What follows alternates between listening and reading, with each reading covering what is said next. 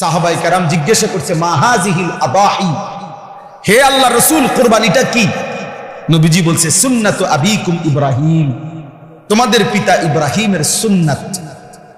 এবার নবীজিকে জিজ্ঞাসা করছে ফামা লানা ফিহা ইয়া রাসূলুল্লাহ, হে আল্লাহর রাসূল কুরবানি করলে আমাদের লাভ কি? নবীজি বলছে বিকুল্লি শাআরাতিন হাসানা, প্রত্যেকটি পশমের মধ্যে এক একটা নেকি। তাহলে কুরবানি মানে পশু জবাই শুধু, এটা ইবাদত, পশমে পশমে নেকি। আচ্ছা আরো শুনেন, নবীজি সাল্লাল্লাহু আলাইহি সাল্লাম বলেন মা আমিলা আদমিন মিন আমালি ইয়াউমিন নাহর আহাব্বা ইলাল্লাহ মিন ইহরাকিদ দাম। আল্লাহর নবী সাল্লাল্লাহু আলাইহি সাল্লাম বলেন কোন মানুষ কুরবানির দিন আল্লাহর সবচেয়ে প্রিয় উত্তম আমল যা করে কুরবানির দিন, সেটা হলো ওই পশু জবাই। এরপরে নবীজি বলেন, এই হাদিসের 4টা অংশ, এই প্রথম অংশ বললাম, দ্বিতীয় অংশ নবীজি বলেন ইন্নাহু ইয়াতি ইয়াউমাল কিয়ামাতি বিকুরুনিহা ওয়া আশআরিহা ওয়া আজলাফিহা, ওই ব্যক্তি কুরবানি যে করলো কিয়ামতের দিন সে ওই প্রাণীর শিং, পশম এবং আজলাফ মানে পায়ের যে খুর আছে না, এই খুর, নবীজি বলেন সে শিং, পশম এবং খুরগুলো সহ হাসরের ময়দানে মিজানের পাল্লায় ওজনের জন্য নিয়ে আসবে। এখন কি অর্থ? অর্থ হইল শিং, খুর এবং পশম, পুরা সারা শরীর চামড়ার পশম। তাহলে এগুলো যেহেতু মিজানের পাল্লায় ওজন হিসাবে দিব, তো গোস্তরি হালাই দিবে, তোমার তো গোস্ত হালাই দিবে, এটা নি বুঝাইছে? বুঝাইছে মানে শিংটাও বাদ যাবে না, খুরটাও বাদ যাবে না, একটা পশমও কি যাবে না, বাদ যাবে না, পুরো আস্থা তার কোরবানিটা তার মিজানের পাল্লায় উঠানো। কি পরিমাণ নেই কি হবে, কি পরিমাণ নেই কি হবে? এটা কি খামখেয়ালি? এটা শুধু গরু জবাই।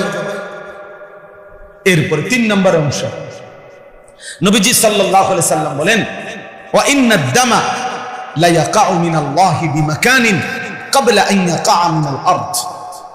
অর্থ কি? আগে কুরবানকে কুরবান বলে কেন? মানে এই যে পশু জবাই করার এই উৎসবটাকে, ইবাদতটাকে কি বলে? কুরবানি বলে। কুরবান অর্থ হলো কুরবান শব্দটি আরবি, এই আমি যে আয়াত পড়ছি এখানে আছে ইজ কাররাবা কুরবানান। তো কুরবান শব্দের অর্থ হলো কুরব, নৈকট্য অর্জন করা, কারো ঘনিষ্ঠ হওয়া। মানে কুরবানির মাধ্যমে সবচেয়ে কম সময়ে বান্দা আল্লাহর ঘনিষ্ঠ হয়, নৈকট্য অর্জন করে, এই জন্য কুরবানকে কুরবান বলা হয়। এখন সবচেয়ে কম সময়ে মানে কি, এটা আপনি ব্যাখ্যা দিলে বুঝবেন। ওই হাদিসের অর্থের জন্য বলতেছি, আপনি এমনি আগে বাংলায় বুঝেন, সে তর্জমা বুঝতে সুবিধা হবে।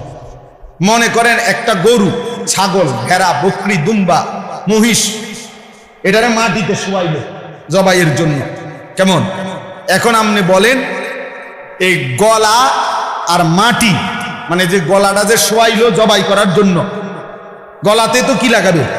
চুরি দিবে। এখন গলার থেকে মাটি ব্যবধান করবে 1 হাত, আধা হাত, 1 বিঘত, অথবা 4 আঙ্গুল 5 আঙ্গুল। আচ্ছা ধরি আমরা 1 বিঘত, সর্বোচ্চ 1 বিঘা কি 1 বিঘত, এর বেশি তো হবে না। তাহলে গলা থেকে মাটি ব্যবধান 1 বিঘত। এখন বলেন প্রাণীটা যখন জবাই করবে কুরবানির দিন, এই গলার মধ্যে যখন ছুরি চালাবে, তখন রক্তের ফোঁটা মাটিতে যে পড়বে, প্রথম ফোঁটা কয় মিনিট লাগবে?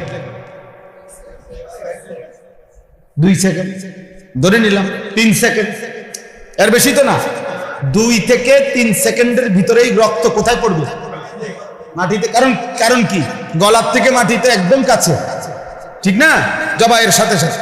এই নবীজি সাল্লাল্লাহু আলাইহি সাল্লাম বলেন, ওই হাদিসের অর্থ কুরবানির দিন বান্দা যখন ওই প্রাণী জবাই করে, তো রক্তের প্রথম ফোঁটা জমিনে পড়বার আগেই 7 আসমানের ঊর্ধ্বে আল্লাহর আরশে পৌঁছে যায়। তাহলে 2 থেকে 3 সেকেন্ডের মধ্যে বান্দা আল্লাহর কি হয়ে যায়? ঘনিষ্ঠ। এই জন্য এটারে কুরবান। এত দ্রুততম সময়ে বান্দা আল্লাহর নৈকট্য হাসিল করে, এই জন্য এটাকে কুরবান বলে। এই জন্য নবীজি বলেন রক্ত মাটিতে পড়বার আগে আগেই আল্লাহর কাছে পৌঁছে। ফাতিবু বিহা নাফসান। এবার নবীজি বলেন 4 নম্বর অংশ হাদিসের, নবীজি বলেন অতএব তোমরা খুশি খুশি কুরবানি করো। কি কুরবানি করো?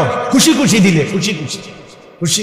কি করুম আর, যা বেশি জন বিরক্ত করো রে, যা দিমু, আর কি করার আছে? এটা নি কুরবানি। প্রতি বছর দিয়ে আইতেছি, হ্যাঁ 10 জনের লগে চলন লাগে, হ্যাঁ মানুষে কি মনে করবো, যা দেও, আর কি করার আছে? এটা নিয়ে কুরবানি। এই বুঝেন না? যাক, আর এক উছিলায় মাইয়ার শ্বশুর বাড়ির থেকেও কিছু লোক খাওয়ানি বাকি রয়েছে, কথা বাকি, হ্যাঁ দাও, আরেক নাম্বার বাড়াই দাও। এই উছিলায় মানুষ 200 খাওয়াই দিলাম, 100 খাওয়াই দিলাম, এটা নিয়ে কুরবানি? এটা ইবাদত। এটা কি? আল্লাহর নবী এই জন্য বলছে খুশি খুশি কুরবানি। এটারে পেরেশানি মনে করো না, বিরক্ত মনে করো না, এটারে ঝামেলা মনে করো না, খুশি খুশি কুরবানি করো, খুশি খুশি কুরবানি করো। অতএব এবার আমার কথার সমাপ্তি। এই আয়াতের মধ্যে আল্লাহ তাআলা বললেন ওয়াতলু আলাইহিম নাবা আবনাই আদম বিল হক।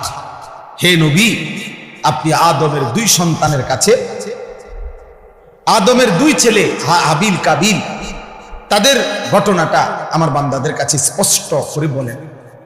ইজ কাররাবা কুরবানান, যখন তারা 2 ছেলে 2 জন কুরবানি করলো, ফাতুকুব্বিলা মিন আহাদিহিমা ওয়ালাম ইউতাকাব্বাল মিনাল আখার, একজনের কুরবানি কবুল হলো, আরেকজনের কুরবানি কবুল হলো না।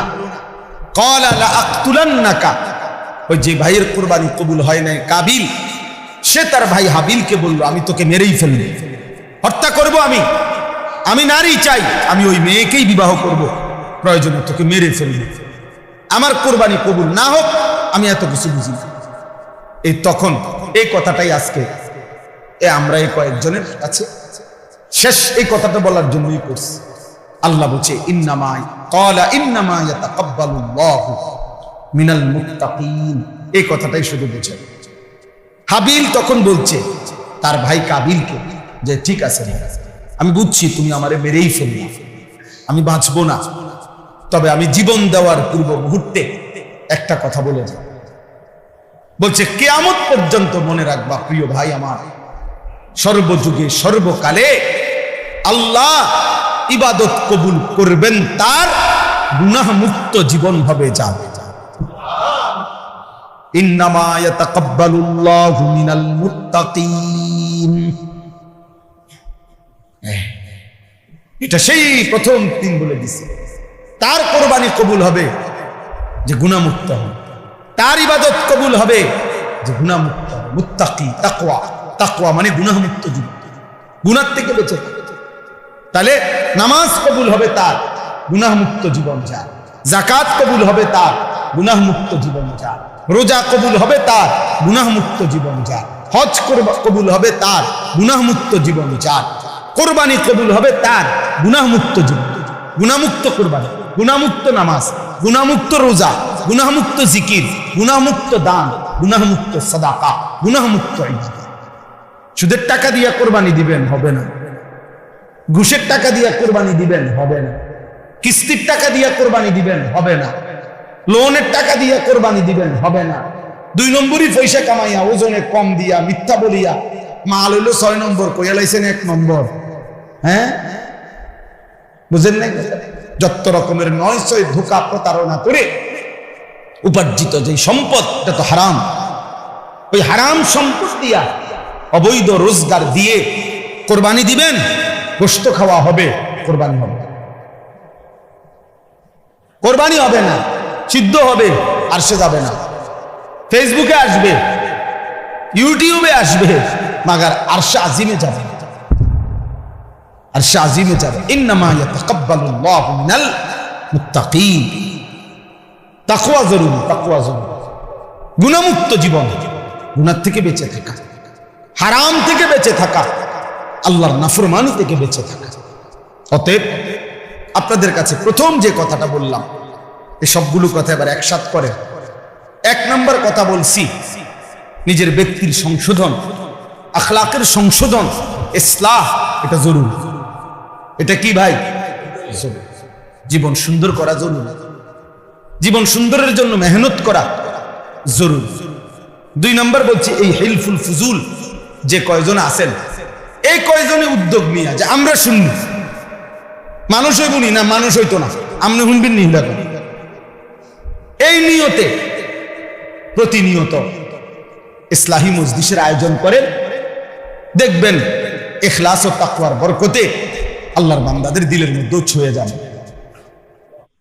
মানুষের সবচেয়ে বড় কল্যাণ হলো তাকে তার রব চিনায়া দেওয়া, তাকে তার গন্তব্য চিনায়া দেওয়া, তাকে তার মালিক চিনায়া দেওয়া, তাকে আল্লাহর সাথে জুড়ে দেওয়া, তাকে নামাজের সাথে বেঁধে দেওয়া, তার ঈমানের দৌলত দান করা।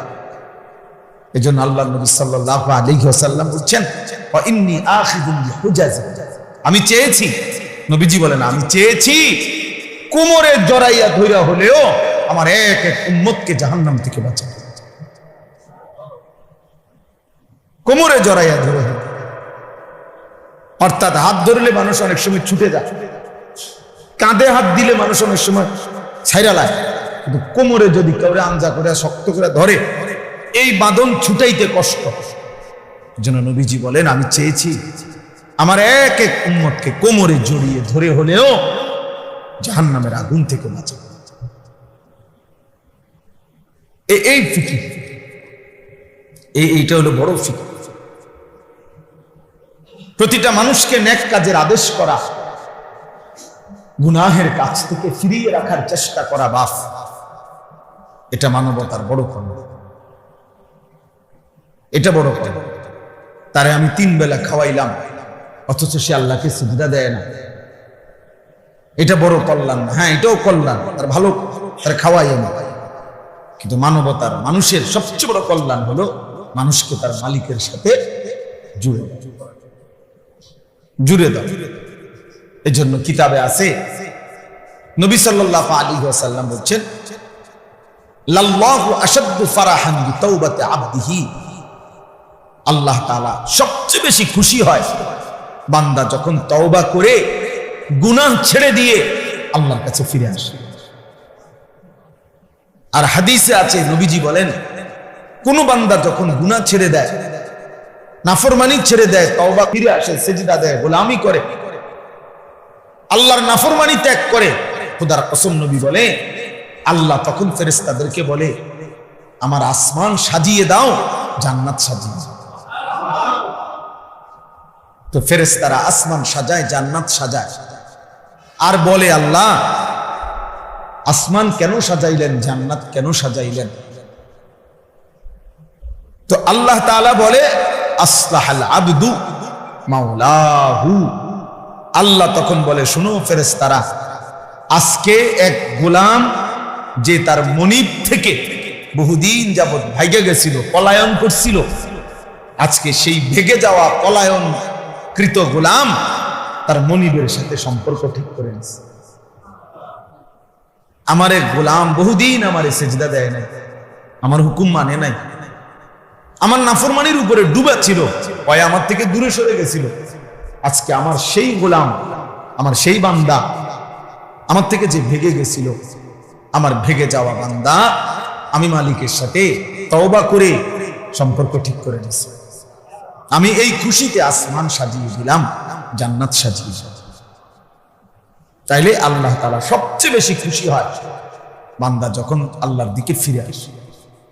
এজন্য হাদিসে আছে, আল্লাহ নবী সাল্লাল্লাহু আলাইহি ওয়াসাল্লাম বলেন, আকরাবু মা ইয়াকুনুল আবদু মির রাব্বিহি ওয়া হুয়া সাজিদ। নবীজি বলেন সাল্লাল্লাহু আলাইহি ওয়াসাল্লাম, বান্দা আল্লাহ তাআলার সবচেয়ে আকরাব, ঘনিষ্ঠ হয়, আল্লাহর সবচেয়ে ঘনিষ্ঠ হয় বান্দা কখন? নবীজি বলেন, ওয়া হুয়া সাজিদ, বান্দা আল্লাহকে সিজদা করে। কখন? ওয়া হুয়া সাজিদ, যখন সে সিজদা। আমার শায়েখ আল্লামা মুফতি মুশতাকুর নবী সাহেব বলে, আল্লাহ যখন বান্দা যখন আল্লাহকে সেজদা করে তো আল্লাহ মহব্বতে ওই বান্দার মাথায় পিঠে হাত বুলায় আদর করে দেয়, আদর করে দেয়। আল্লাহ যেন বলে, বান্দা আমারে সেজদা দিলা, যাও বান্দা, খুশি হলাম, খুশি হলাম। এজন্য নামাজ যার কপালে জোটে না তার কপালের উপরে লানত, যার কপালে সেজদা নেই। থু তো তোর কপালে, থু তোর কপালে, লানত তোর কপালে, লানত তোর কপালে সেজদা জোটে না। তোরে আল্লাহ বানাইলই কেন? যার কপালে সেজদাই জোটে। এবং বলবেন যে আপনি হুজুর লানত দিলেন। হ বেটা, আল্লাহ লানত দিয়েছে। ওয়া ইন্না আলাইকা লানাতা ইলা ইয়াউমিন। কোরআন শরীফে আল্লাহ বলছে, ইবলিস তুই আমারে সেজদা দিলি না, আজকে থেকে নিয়ে কিয়ামত পর্যন্ত তোর উপরে আমি আল্লাহর লানত। কোরআন শরীফের আয়াত। তাহলে ইবলিসের উপরে আল্লাহ এই লানতটা কেন দিয়েছে? কথা বলেন না কেন? সেজদা না করার কারণে তো কি দিছে? কয়দিনের লানত? একবার, একদিনের লানত, কিয়ামত পর্যন্ত। তাইলে একটি সেজদা না দিলে যদি কিয়ামত পর্যন্ত লানত দেয়, একদিনে 5 ওয়াক্ত নামাজে এক নাফরমান কতগুলো সেজদা ছুটে গেছে। ফজরের নামাজের 4 রাকাত নামাজে 8টা সেজদা, জোহরের যদি 10 রাকাতও ধরি 20টা সেজদা, আসরের যদি 4 রাকাতও ধরি 8টা সেজদা, মাগরিবের যদি 5 রাকাতও ধরি 10টা সেজদা, এশার নামাজের যদি 9 রাকাতও ধরি 18টা সেজদা। একদিনে তোর কয়টা সেজদা ছুটে গেছে? তুমি কি পরিমাণ লানতের যোগ্য হবে? তুমি কি পরিমাণ অভিশপ্ত হবে?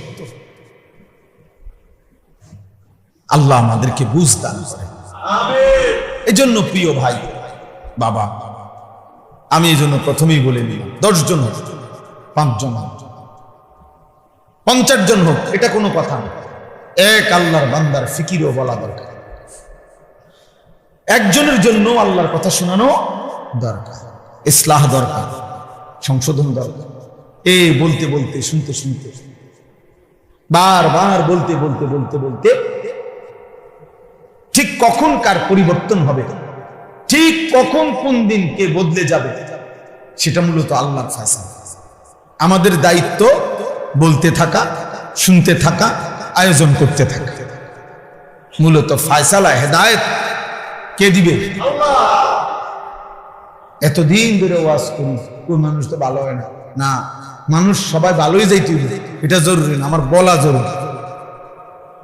হুজুরে যেমন 10 বছর ধরে মাহফিল করি, কই মানুষের তো কোনো পরিবর্তন দেখি না, এই জন্য আর মাহফিল করতাম না। তো আর মাহফিল না করলে 10 বছর, এবার যেহেতু 10 বছর করেও দেখছেন ভালো হয় না, তো না করলে 10 বছর তো ভালো হয়ে যাবে, ভালো হয়ে যাব।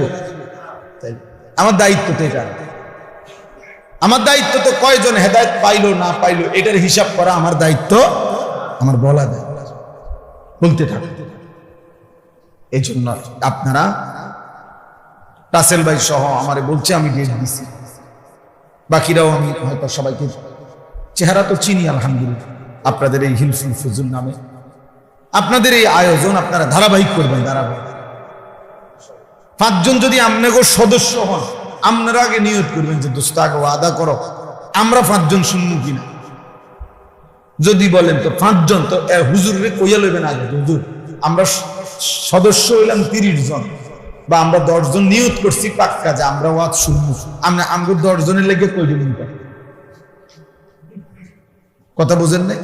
এমন হুজুর যদি রাজি হয়, হেবাটা দাও বললাম, লোক হইব 10 জন, আর যদি বেশি হয় আলহামদুলিল্লাহ, না হইলে আমরা 10 জনের বুঝবি, আপনি 10 জনরে বলবেন, আপনি 5 জনরে বলবেন, একজনকে বলবেন। আল্লাহ আমাদেরকে তৌফিক দান করেন। এই হিলফুল ফুজুল, এটা নবীজি সাল্লাল্লাহু আলাইহি ওয়াসাল্লামের জন্মেরও আগের